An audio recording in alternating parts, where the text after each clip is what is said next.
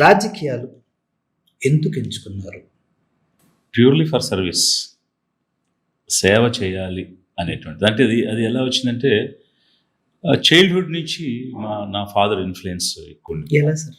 ఏం చేస్తారు? అంటే నాన్నగారు అప్పుడు ఆ జనరేషన్లో బాగా చదువుకున్నారు, కాకపోతే ఎలాంటి ఎంప్లాయ్మెంట్ తీసుకోలేదు. ఈ చిన్న వ్యవసాయం పనులు వాటి మీద ఉండిపోయి అప్పుడున్నటువంటి సిచ్యువేషన్స్లో.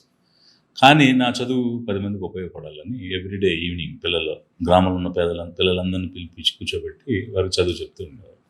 సో అట్లా అంటే ఆ ట్యూషన్స్ అనేటువంటి ఒక హోంవర్క్ చేయించడం అనే చిన్న కాన్సెప్ట్ డెవలప్ చేసి హీ బిల్డ్ జనరేషన్స్. నా ముందున్న జనరేషన్, నా జనరేషన్, నా తర్వాత ఇంకో 2 జనరేషన్స్ పిల్లలందరికీ ఆ ఊర్లో ఉన్న వాళ్ళందరూ though is not a teacher అలా చదువు చెప్తూ తీసుకొచ్చారు.